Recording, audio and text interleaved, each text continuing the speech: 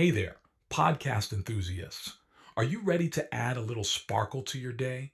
If you're loving the insightful conversations and captivating stories on Mirror Talk Podcast, here's a friendly nudge to hit that subscribe button. By subscribing, you'll never miss out on the empowering messages and thought provoking discussions we bring to your ears. But wait, there's more. We're all about spreading positivity and inspiration, and you can be a part of it too. How? By sharing the love with your friends and family. Share this episode with your loved ones, and let's create a ripple effect of empowerment and growth together. And hey, if you've been enjoying what you hear, why not take a moment to leave us a glowing 5-star review? Your feedback fuels our passion to keep delivering content that resonates with you. So hit that subscribe button, share the love, and leave us a review. Let's keep the conversation going and spread the Mirror Talk magic far and wide. Thanks for tuning in, and remember, your support means the world to us.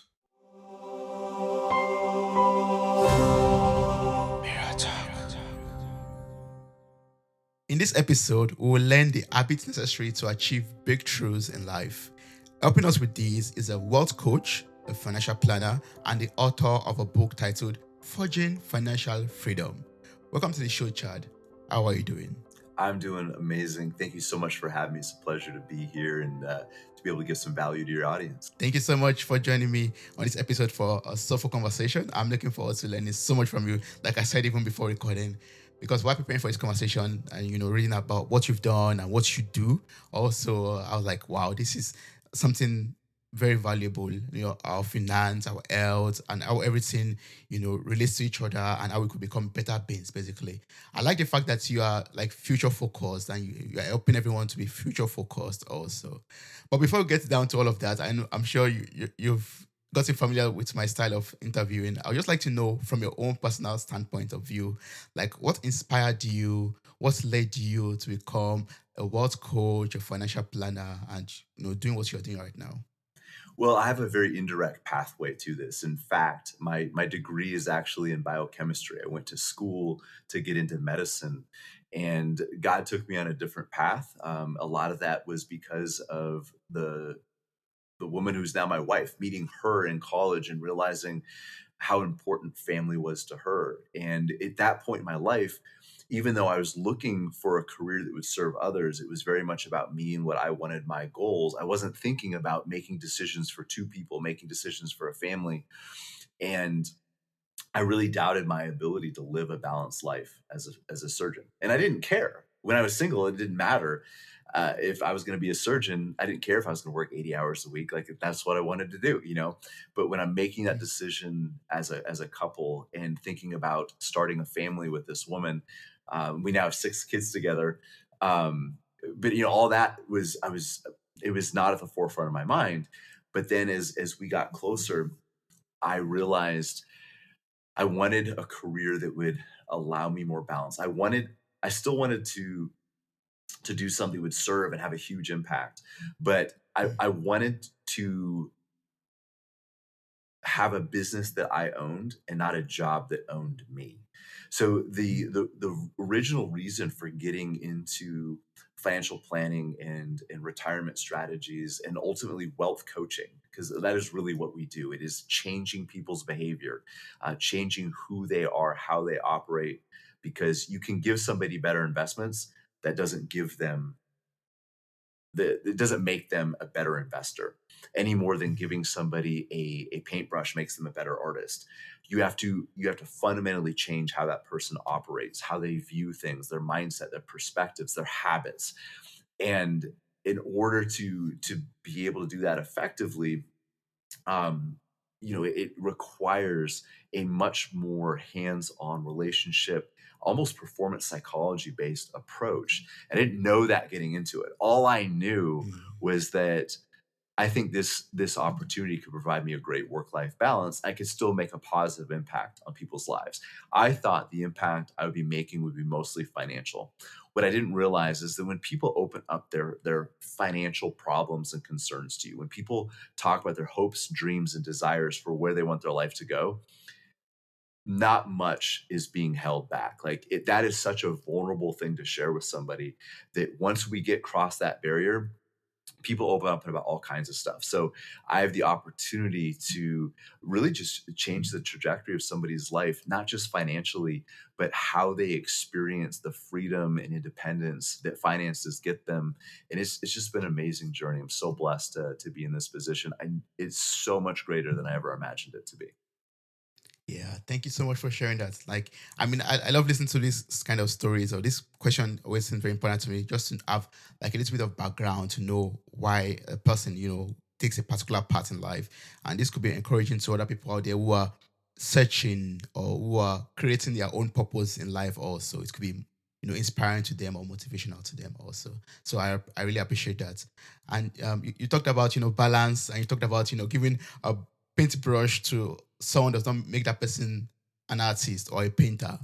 So now you've given me a paintbrush. What do I need to be able to create a life of abundance and balance? Well, the first thing is figure out what it is you're trying to paint. And a lot of Mm, people are trying to save for the future. Well, a lot of people don't. A lot of people just live only in the moment. But even those who are trying to serve the future version of themselves, to make a better life for them in the future, a lot of them aren't really strategically investing. They're not acting on a long-term plan. They're kind of just collecting investments, and they're putting money aside, but it isn't as intentional as it could be. It just as if you were an artist and you're kind of just doodling on a page, you're getting some ink on there, you're getting some paint on the canvas, but having a vision of your mind of what you're trying to paint, what you're trying to create, almost like you're building a house. You want a blueprint to guide your decisions going forward that directs your effort, it directs your energy, it channels it to make sure that the actions you are engaging in today have the most impact in the future. mm. Ah, yes. Yeah. So we have to know what we want. Like, okay, the image of what we want in life. Yeah. Yeah. Creating a vision and an image for what you want, having some purpose and meaning behind it, Mm, and making it something that draws you. I just had a conversation earlier this morning about how simply quitting your job is not compelling enough to make the sacrifices necessary to build wealth, to build a life of abundance. And abundance means different things to different people. When I say abundance, I'm not actually talking about money and wealth, because I, I've met with people that are multimillionaires worth 5, 10, $15 million who still live in scarcity, who still wake up with fear and anxiety because they've never changed their mindset. And if you have somebody who has a scarcity mindset, who lives in fear, and you give them more money, that actually increases their fear. Now they have more money that they're worried about. They have more to lose. mm, So abundance is something that starts, I think, in our psychology. But abundance is different. Like what is deeply meaningful to me in my life is going to be different than what it is to you. So people need to yeah. identify and create a vision for what that is. What is their meaningful pursuit going to look like? Like if Toby, if you never had to work another day in your life, if you never needed a paycheck ever again, Mm, what would you chase? Like what would wake you up? What would challenge you? What would make you want to go after something um, that would inspire you? And what would you want your days to look like? What would you want your life to look like? And this whole idea that we just quit our jobs when we retire and we go on a 20-year vacation, or it's 2 decades of Saturdays, that's just not mm, compelling enough. It might sound good, but we have to make so many sacrifices to get there. I think we need that vision to be bigger than that. It isn't mm. just running away from a job, we're chasing freedom. And I think that Yeah. that's much more compelling. Yes, choosing freedom. Yes. And that's why your book is titled Forging Financial Freedom. And we're going to be talking more about that very soon. But I would just like to learn from you, because I know you help people to become much more future focused. So for the listeners out there and for myself personally, I would just like to know how we could become future focused and what that means. Well, it's a great question, and it actually is a perfect segue from what we were just talking about. So we are we are in a delayed gratification world. but we have an immediate gratification mindset. And here's what I mean by that. If we go back a few thousand years, our ancestors, they didn't worry about retirement. They didn't worry about saving for their kids' college. They didn't worry about saving up for a second home, a beach home or something like that. What they worried about is, where I go to sleep tonight, is a saber-toothed tiger going to be able to get me? Those berries that I just ate for lunch, were those poisonous? They worried about surviving the day. So the way that we were designed, the way that we were created, was very much to survive in the moment, not to thrive in the future. So we have a immediate return brain. We're trying to make long-term delayed return decisions.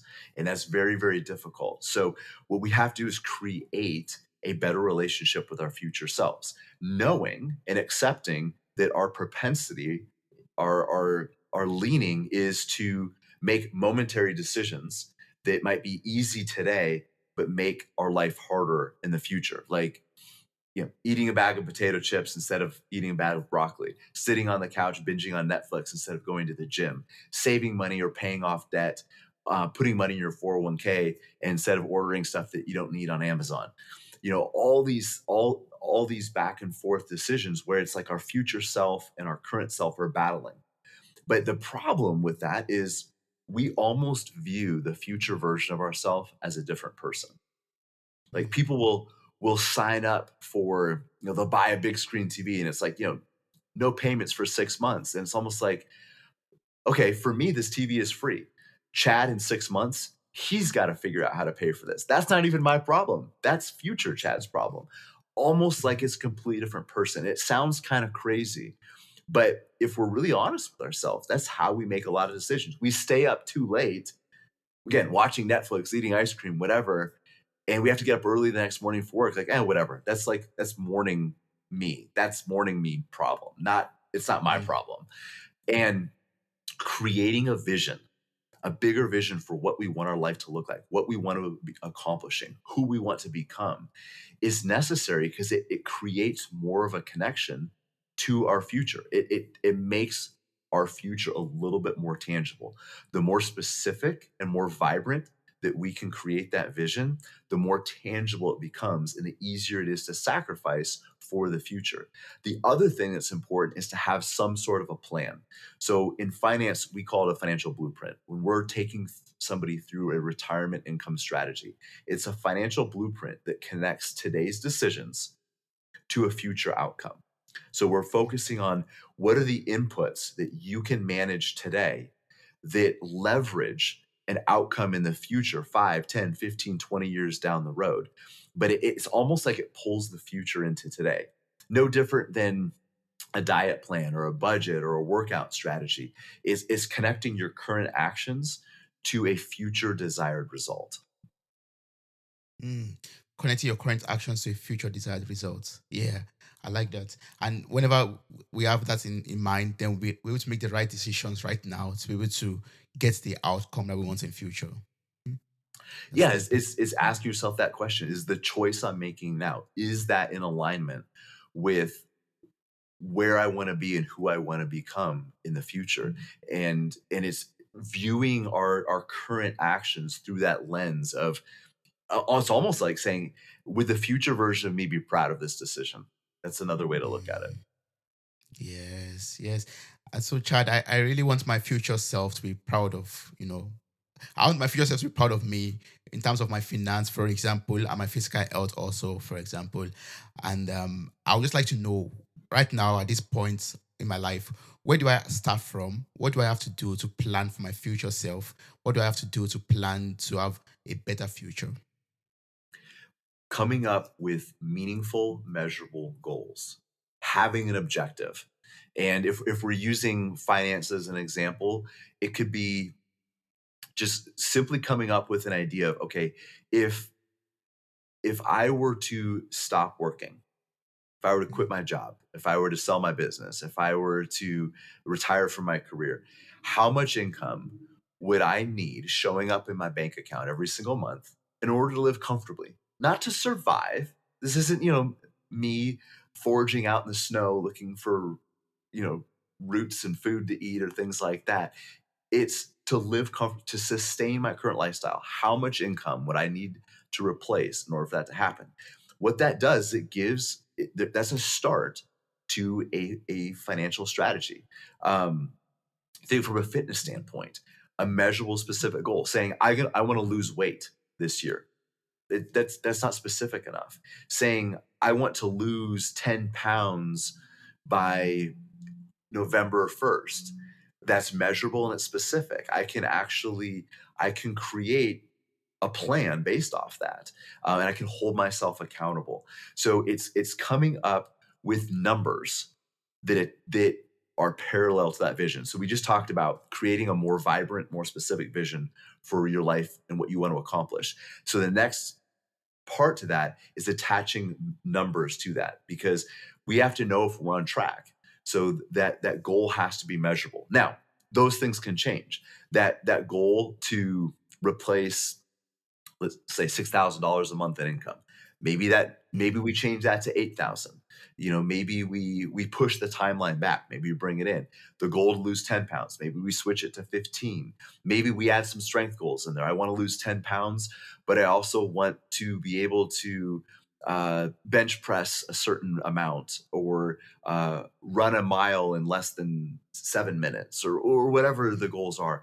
But we have to attach some numbers, and then we can reverse engineer those numbers from where we want to be to where we are and say, am I on track? Am I head in the right direction? It gives us something to measure our actions against. Mm. Yeah. And is there a way we want us to, like, create those measurable things? Like, are there realistic goals that we have to set, or we could just dream up something and say, that's my goal and I'm going to achieve that? We can. I mean, you could say, so if somebody comes into my office and says, I want a passive income of $500,000 a year. Mm. Great. That's a huge goal. Almost nobody has that. Less than 1% of the population, probably less than a fraction of 1% of people on earth have the means of achieving something. If that's your goal, we can work through a blueprint to show you exactly how to get there. But the amount of work necessary and sacrifice to do that might be Mm. overwhelming. It might mean that you've got to live under a bridge for the next 30 years and beg for food just to be able to put the money aside to hit that goal. So then you have to figure out, what is the balance. If I create a goal that is so huge that I have to sacrifice everything that's valuable and meaningful in my life today to hit that in the future, Mm. is it really worth it? Is the cost worth it? And that's what a game plan, that's what a blueprint, whether it's a health blueprint or a financial blueprint, allows you to do, is to count the cost. I can say that, I want to read 300 books next year, but what do I have to sacrifice to get there? Is it worth the sacrifice? And so, to answer your question, yeah, we can make any goal we want, but if it's beyond what we need, the sacrifices necessary to get there might be too costly. So we really have to Mm. look at what is meaningful and important. Again, going back to this income, what is the life I want to live? How much income am I going to need in order to have that life? And it probably isn't going to be this massive, huge number. For some people, it might be, and that's the beauty of planning. Is what we do is we help take people through the constructs of their plan and say, if this is where you're at right here, and this is where your goal is, here's how hard you need to work and how long you need to work to get there. It might be a really, Mm. really steep climb. Is that worth it to you? And some people are like, yes, I can do it. I can make it happen. And other people might be like, wow, that means I can't do anything. I can't go out to eat for the next 15 years if I'm going to hit that Mm. goal. Maybe we need to adjust that, bring that down. I probably don't need $15,000 a month to live comfortably. I can do everything I want to do on 10. It allows me to live more in the moment. So it is a balancing act of living in the moment but still preparing for the future, being able to be present today and still serve the future version of ourselves. Yeah, I like that. Being able to be present today and still be able to serve your future self. Yeah. And, just creating goals that are meaningful. Yeah, is also like one thing I've taken from that. So yeah, and when you were explaining that, it just made me remember one thing I was reading about before this conversation. I mean, in preparation for the conversation, and that has to do with you. You wrote that there's a lot more we have to remove from our lives than add to our lives in order to build a better future. And you made mention of that when you were talking about when you have to read books. When you plan to read 300 books next year, for example, that means basically, in my imagination, you have to remove a lot of things to be able to do that or to achieve that goal. So, what do we need to remove from our lives to build a better future? So there's there's a verse in Hebrews that talks about running a race with endurance, and it talks about a spiritual race, a spiritual journey. But we have to remove encumbrances, remove the hindrances, the things that slow us down.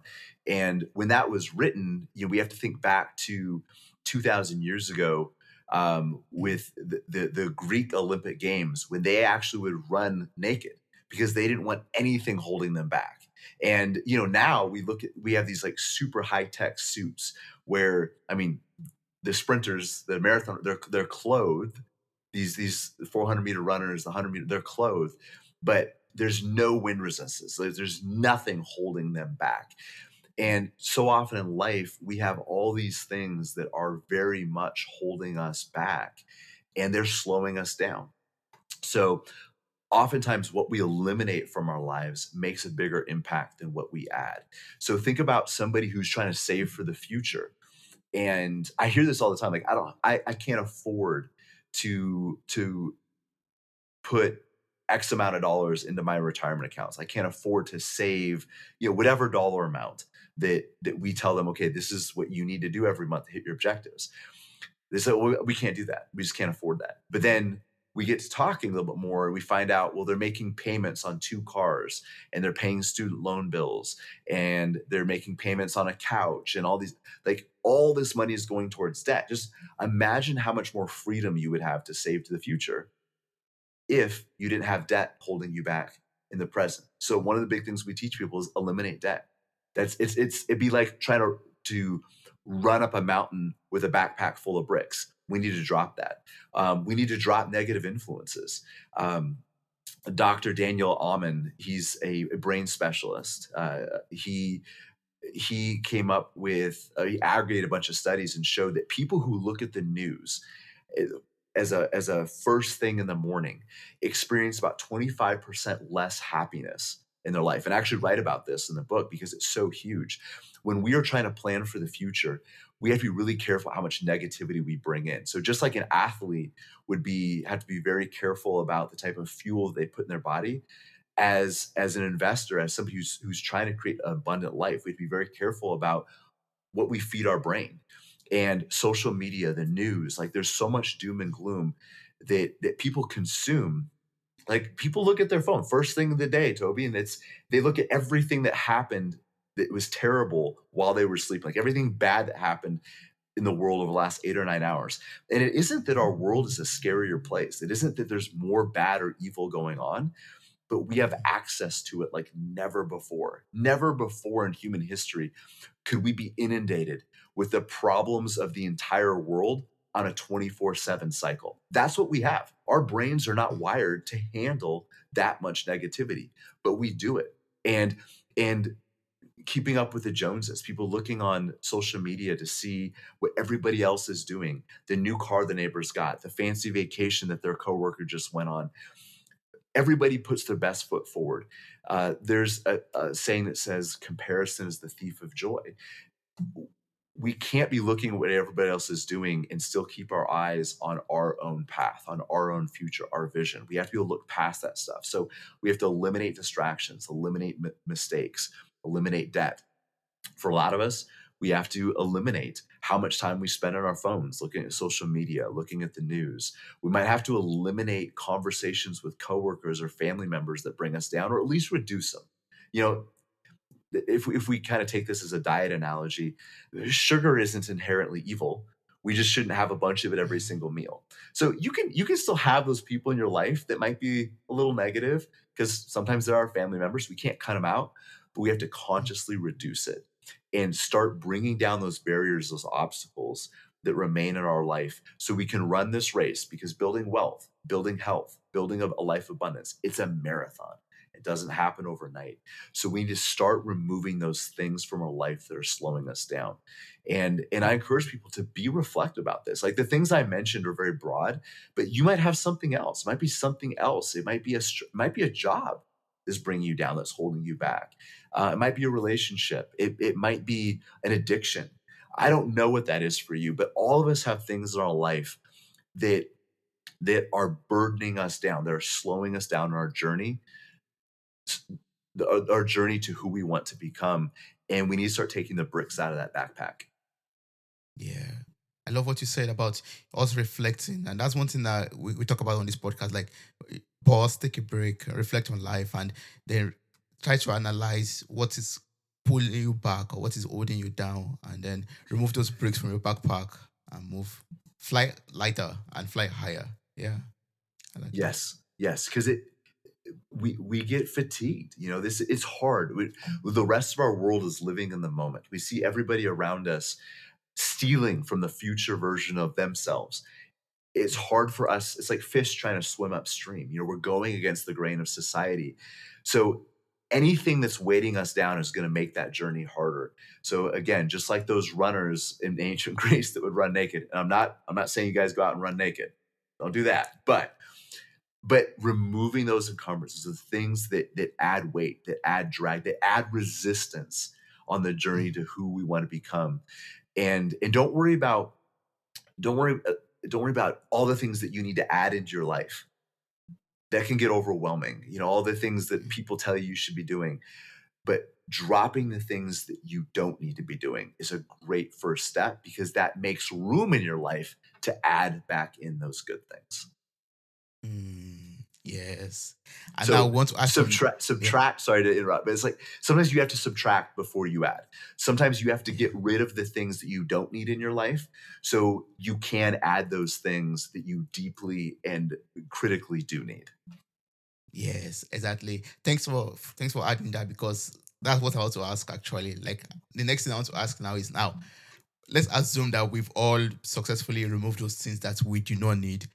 Now, what do we need to add to our lives? What habits do we need to cultivate or create? What mindset do we need to, have so that we can have this better future? Okay. So we've already touched on some of them. One is creating a more compelling and clear vision for how you want your life to go. The other is attaching some measurable goals, attaching numbers to Mm, that vision. Um, mm, And we've talked about eliminating some of the things that are holding us back.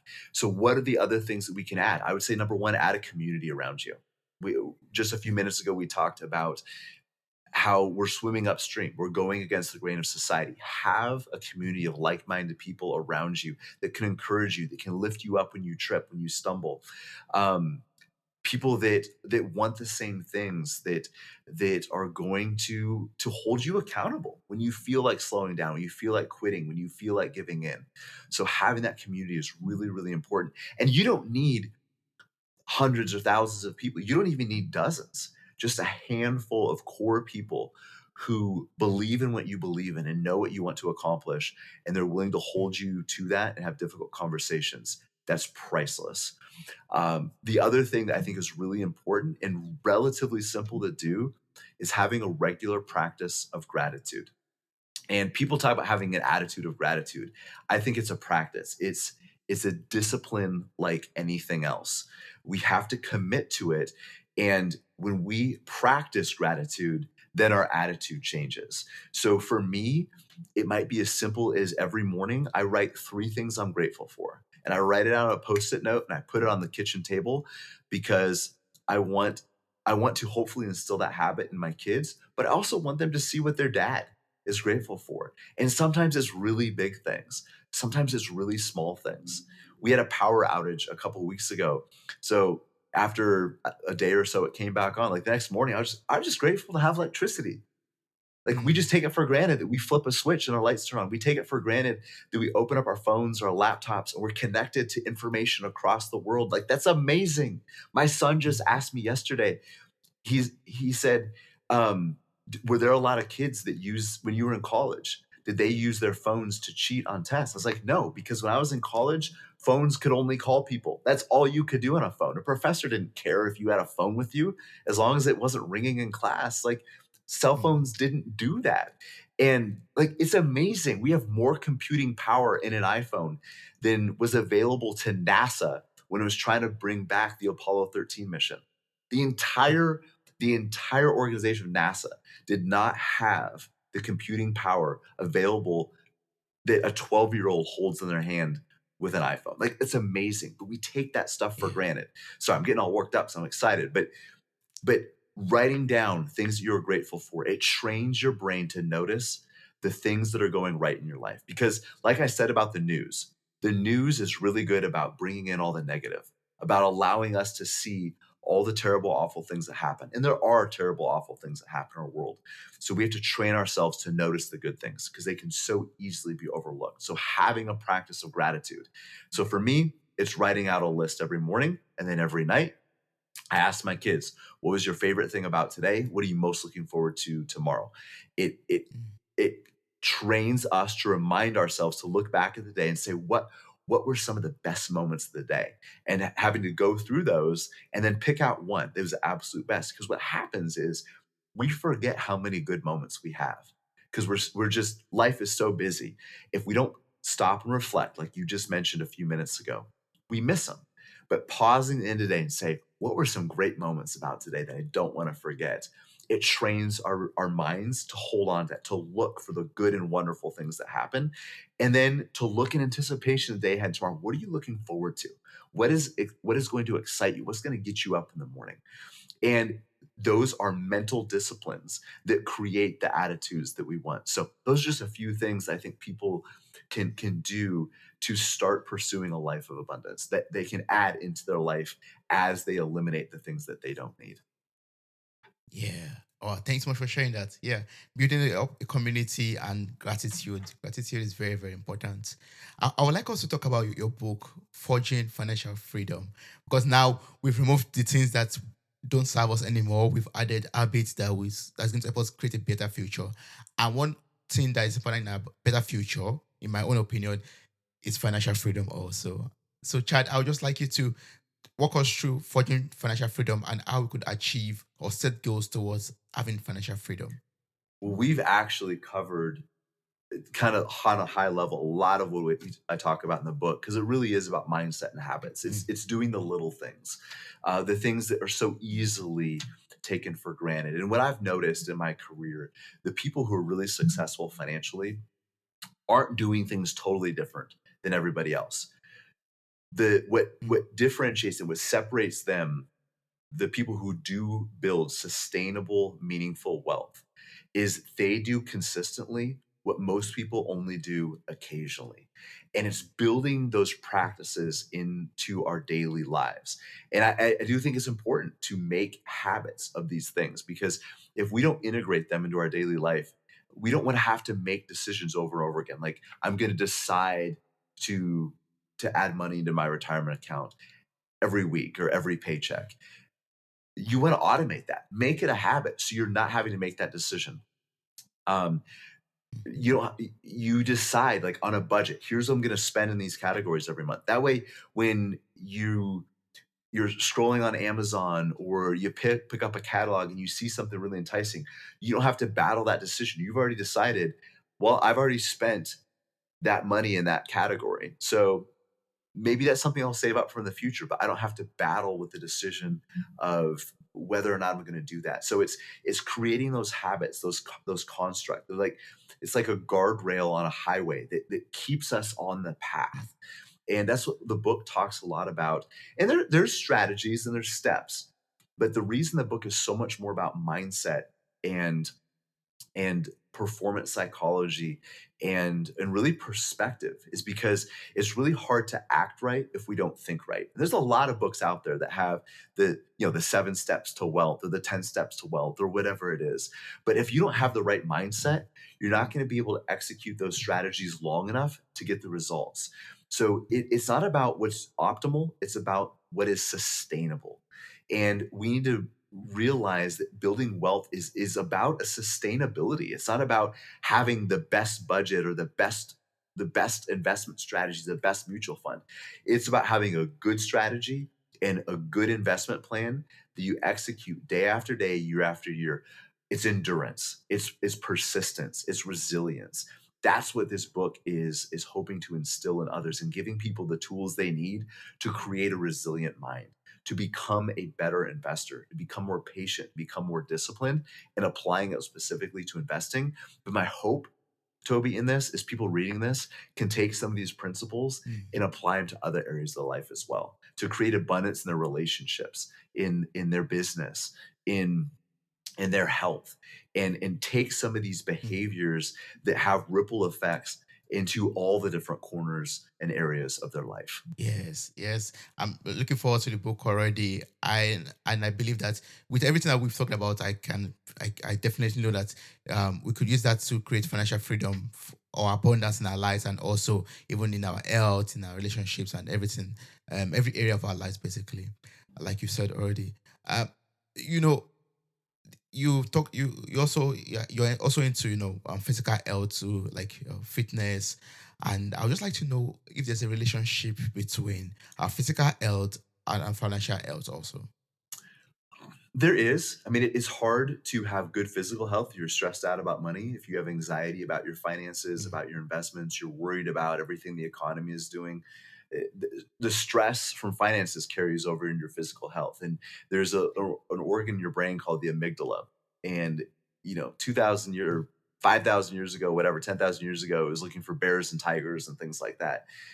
It can't differentiate the stress of you worrying about the economy, or you worrying about your investments going down, or you worrying about how to pay your mortgage next month, and you worrying about being eaten by a bear. Like, it doesn't differentiate. It creates stress. So it's hard to be physically healthy if we're not emotionally healthy. It's hard to be emotionally healthy when we're worried about money.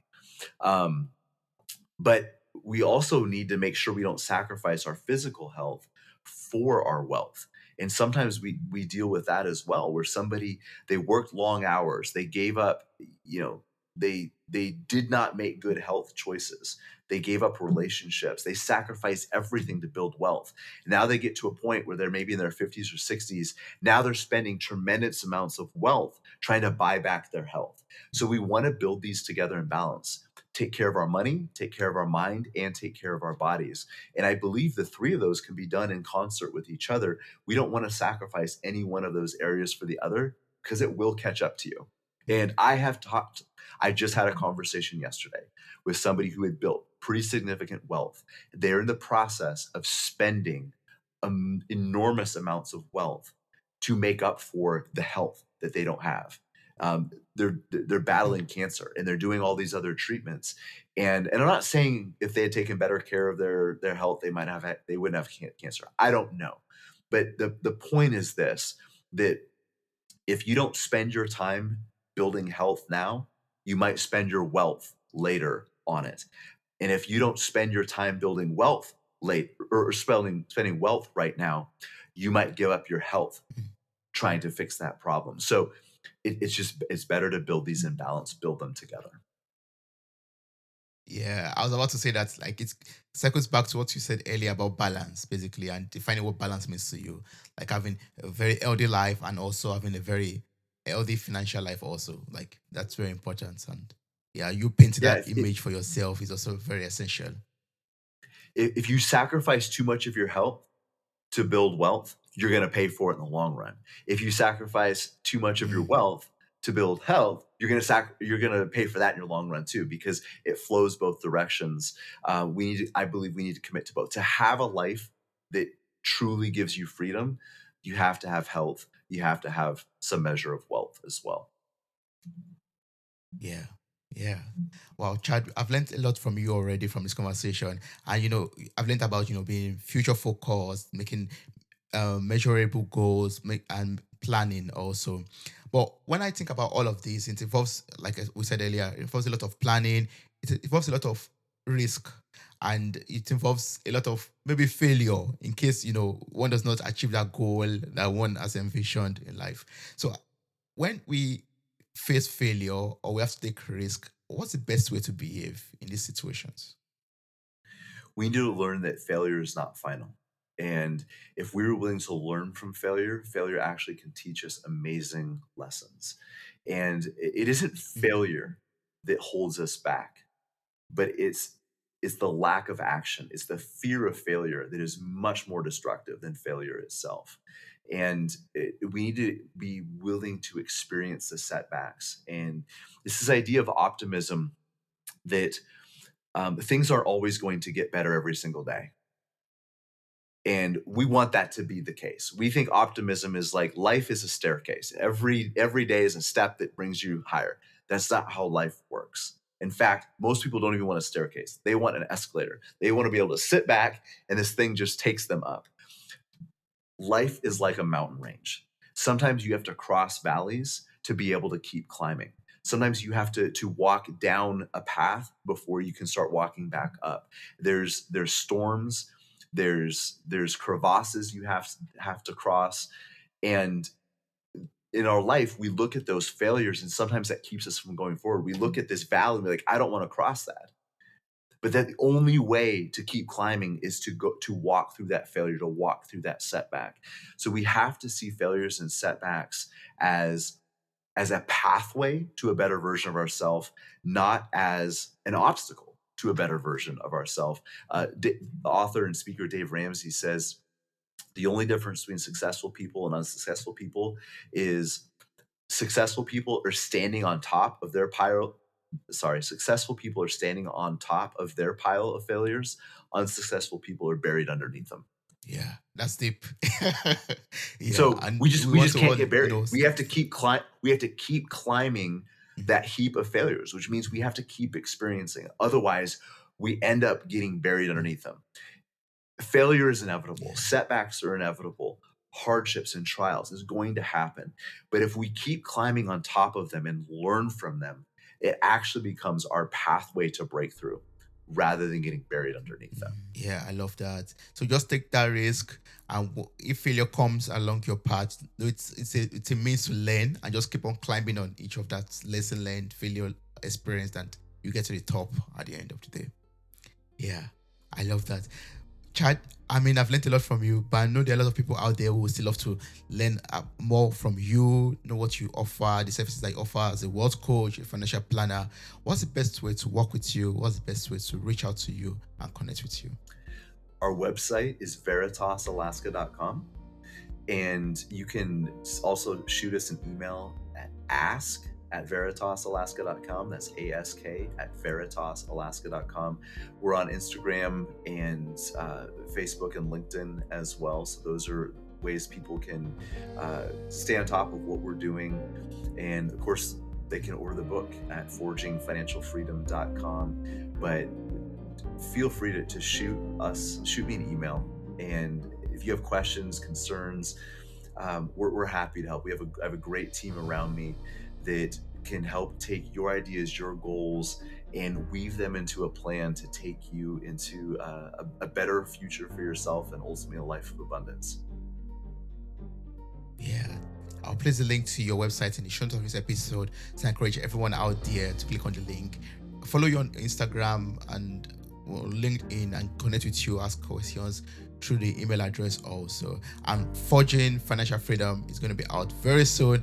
It might be out already by the time you're listening to this episode. So just look for it in your bookstores, on Amazon, and get a copy of it to get a better future and to plan for your financial freedom also. Thank you so much, Chad. I really appreciate this conversation. I've learned a lot from you. I really appreciate it. Thank you. It's been my pleasure, and it's been an honor and privilege to be here. So thank you for the opportunity. Wow, you made it to the very end of this episode. Thank you so much for listening. I'm grateful for your time, your love, and your contributions. Subscribe, like, review, and share this podcast. God bless you. Bye. Bye.